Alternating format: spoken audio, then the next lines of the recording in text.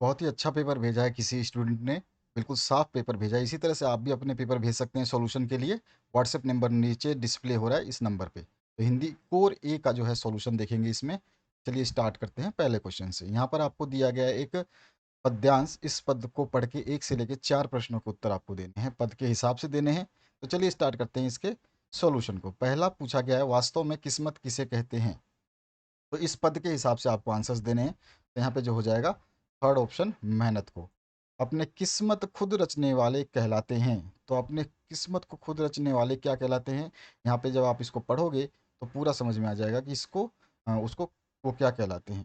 तो यहाँ पे जो आंसर हो जाएगा नेक्स्ट आपका साहसी। तो यहाँ पर जो है फर्स्ट ऑप्शन जो है आपका सही हो जाएगा। उसके बाद जो है थर्ड क्वेश्चन जो है इसमें पूछा गया, खुशी के हकदार कौन होते हैं? तो यहाँ पर जो आंसर हो जाएगा आपका वो हो जाएगा दुख सहने वाले। उसके बाद में नेक्स्ट है, किसका अंधकार मिटाना है? तो यहाँ पे क्या आंसर हो जाएगा, किसका अंधकार मिटाना है? तो हमें अंधकार मिटाना है किसका?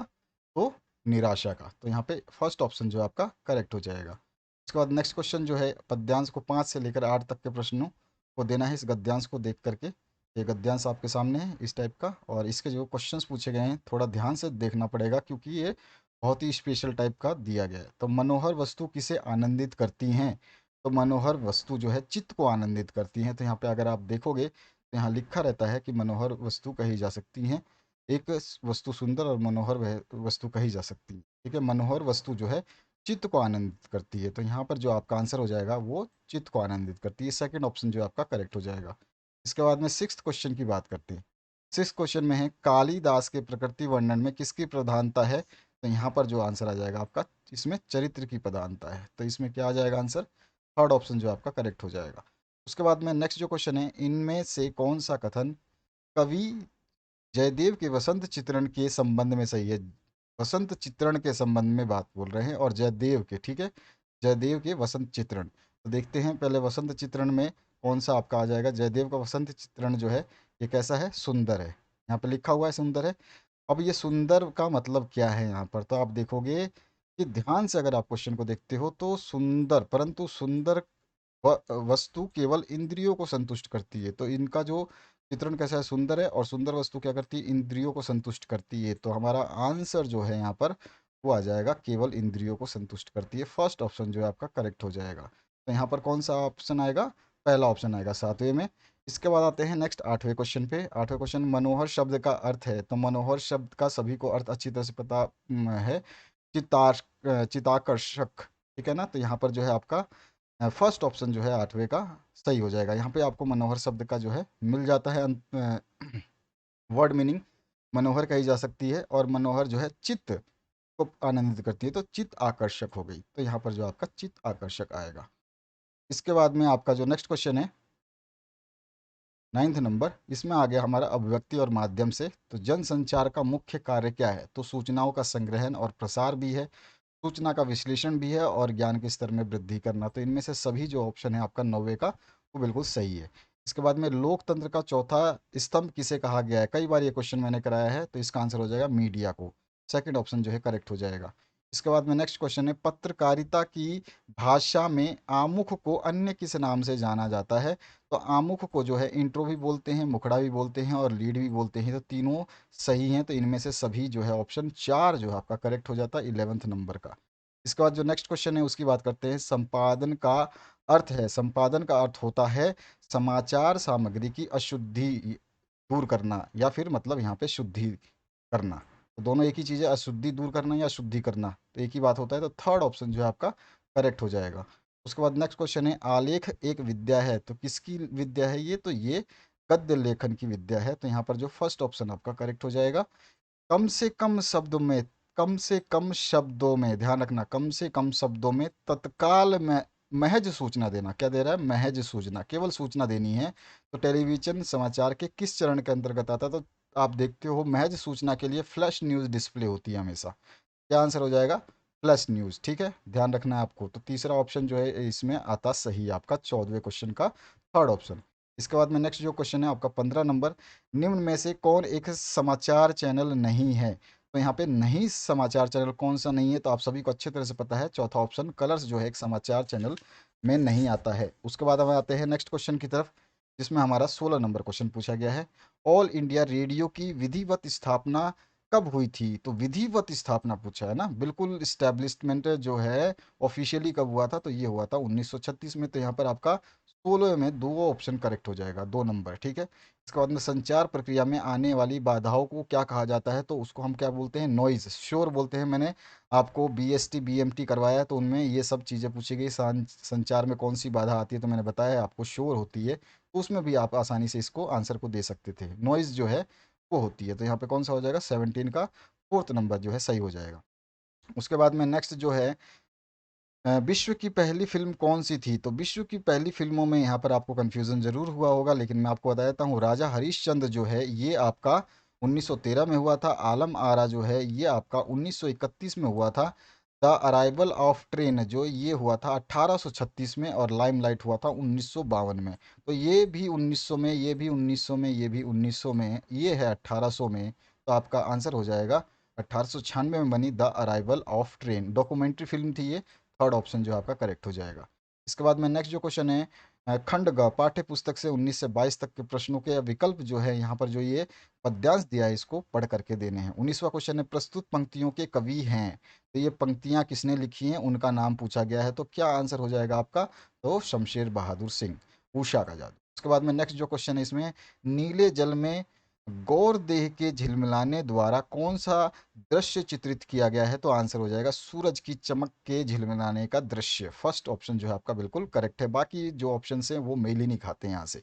इसके बाद जो नेक्स्ट क्वेश्चन है आपका 21 नंबर, नील जल के उपमान द्वारा कवि किसका चित्रण करना चाहता है? नील जल के उपमान द्वारा, तो यहाँ पे कौन सा आ जाएगा आंसर? नीले स्वच्छ आकाश का। तो यहाँ पे जो आपका 21 नंबर में क्वेश्चन का आंसर आएगा वो सेकंड वाला ऑप्शन करेक्ट होगा। आपके सभी के जितने भी आपके सब्जेक्ट है सभी के लिए सॉल्यूशंस डाले जा रहे हैं। आपको टेंशन लेने की आवश्यकता नहीं है। पूरा का पूरा सॉल्यूशन आपके लिए अवेलेबल कराया जाए। मोस्ट इंपॉर्टेंट क्वेश्चंस की सीरीज चल रही है, आप उनको जरूर देखिएगा, आपका बहुत फायदा होगा। तो यहाँ पर जो है उषा के जादू का तात्पर्य है। तो उषा के जादू की बात हो रही है, उषा यानी कि सुबह की बात हो रही है। तो यहाँ पे सुबह कहाँ पे है? तो यहाँ प्रातःकालीन वातावरण का सौंदर्य। तो चौथा जो ऑप्शन है इसमें 22वें में आपका करेक्ट हो जाएगा। इसके बाद में नेक्स्ट क्वेश्चन जो है आपका 23 नंबर। 23 नंबर में, क्या भूलू क्या याद करूँ किस विद्या की रचना है? सॉरी। तो यहाँ पर जो है, क्या भूलूं क्या याद करूं किस विद्या की रचना है, आपको बताना है। 23rd नंबर का आंसर तो ये आत्मकथा है। सेकंड ऑप्शन जो है इसका करेक्ट हो जाएगा। उसके बाद में, हम दूरदर्शन पर बोलेंगे पंक्ति में हम का तात्पर्य, सभी चीज़ें मैंने कराई हैं बहुत अच्छे तरीके से। तो यहाँ पे आ जाएगा मीडिया जो है, हम का तात्पर्य मीडिया है। तो 24वें का आंसर फर्स्ट हो जाएगा। इसके बाद में आपका 25 नंबर है, बहु काली सिल जरा से लाल केसर से कि कैसे धुल गई हो। तो यानी कि ये जो पंक्ति दी गई है, बहुकाली सिर जरा से लाल केसर से कि कैसे धुल गई हो में, इसमें अलंकार पूछा गया है। कौन सा अलंकार है? तो इसमें उत्प्रेक्षा अलंकार है। थर्ड ऑप्शन जो है आपका 25 नंबर का सही हो जाएगा। उसके बाद आते हैं 26 नंबर में, कवि मुक्ति बोध ने किसको सहर्ष स्वीकारा है? तो कवि मुक्ति बोध जो है सहर्ष स्वीकार रहे हैं सभी चीज़ों को, लाभ हानि को, सफलता असफलता को, सुख दुख को, सभी को वो मानते हैं। तो इसमें से सभी जो है चौथा ऑप्शन आपका करेक्ट हो जाएगा। उसके बाद में आते हैं 27 नंबर क्वेश्चन पे, तो किसकी उड़ान सीमा के बंधनों से मुक्त होती है? कई बार ये क्वेश्चन कराया है मैंने, कितनी बार कराया। तो इसका आंसर हो जाएगा कविता की। तो यहाँ पर थर्ड ऑप्शन जो है ये हो जाएगा आपका करेक्ट। अब आते हैं हम नेक्स्ट 28 नंबर क्वेश्चन पे। तो यहाँ पर जो 28 से 31 तक के प्रश्नों का विकल्प जो है यहाँ से देख करके आपको देने हैं। इस पैसेज को पढ़ना है, बुक को याद करना है और उस पाठ को याद करना है, उसके हिसाब से यहाँ पे आंसर देना है। प्रस्तुत गद्यांश के रचनाकार कौन हैं? तो प्रस्तुत गद्यांश के जो रचनाकार का नाम पूछा गया है, आप अच्छे तरह से जानते हैं, बाजार का जादू, जैनेन्द्र कुमार। उसके बाद में नेक्स्ट जो है आपका, वास्तविक रूप में पावर किसे बताया गया है? तो वास्तविक रूप में जो पावर है वो पैसे को बताया गया है। तो यहाँ पे फर्स्ट ऑप्शन जो है आपका करेक्ट हो जाएगा। इसके बाद में, पैसों के प्रति कुछ लोगों का स्वभाव कैसा होता है? तो इसमें बहुत अच्छी तरीके से मैंने बताया है, पैसों को जोड़कर गौरवान्वित होने वाले। तो यहाँ पर जो है आपका थर्ड ऑप्शन करेक्ट हो जाएगा 30 नंबर का। इसके बाद आते हैं आपके 31 नंबर क्वेश्चन पे, परचेजिंग पावर से लेखक का क्या आशय है? परचेजिंग पावर, ठीक है। तो परचेजिंग पावर का मतलब हो गया रुपए पैसों की ताकत। तो चौथा ऑप्शन जो है आपका 31 नंबर में करेक्ट हो जाएगा।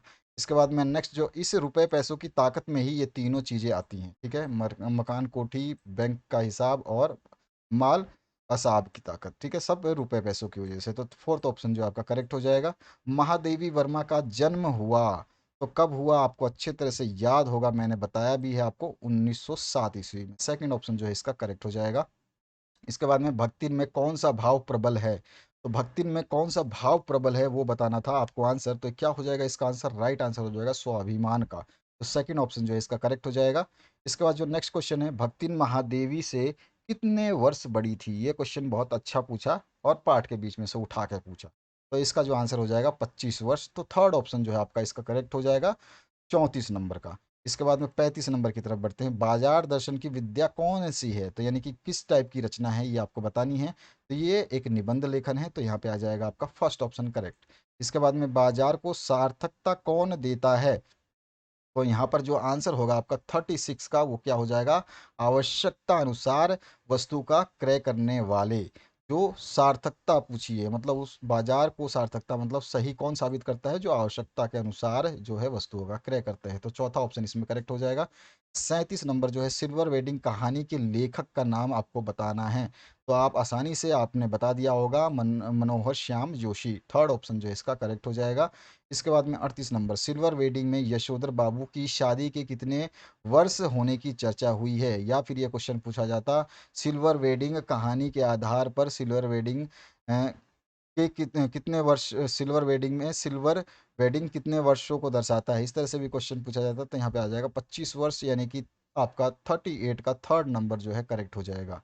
इसके बाद में नेक्स्ट जो क्वेश्चन है इसमें 39 सेकंड लास्ट नंबर, यशोधर बाबू किसे अपना आदर्श मानते थे, तो सभी को पता है किशन दा को। तो यहाँ फोर्थ ऑप्शन जो है आपका करेक्ट हो जाता। और अंतिम क्वेश्चन जो है, यशोधर बाबू किस प्रकार के जीवन के पक्षधर थे, तो यहाँ पे आ जाएगा आपका आंसर सादगीपूर्ण, थर्ड ऑप्शन करेक्ट। तो इस तरह से आपने 40 प्रश्नों के राइट आंसर्स देखे। आपने कितना सही किया कमेंट सेक्शन में ज़रूर बताइएगा। आपके इंपॉर्टेंस क्वेश्चंस डाल दिए गए हैं इसी वीडियो के एंड स्क्रीन पे। यहाँ पर जो है आपको प्लेलिस्ट देखने को मिलेगी, इस प्लेलिस्ट को टच करके आप सारा का सारा सॉल्यूशन या जितने भी इंपॉर्टेंट क्वेश्चंस हैं वो सब कुछ हिंदी प्लस इंग्लिश मीडियम के लिए देख सकते हैं। तो चलिए, इस वीडियो को देखने के लिए आपका बहुत बहुत धन्यवाद, और आगे की वीडियोस के लिए बने रहे चैनल पे, और साथ ही साथ परीक्षा की तैयारी आप बेस्ट तरीके से करें। Thank you very much, have a good day.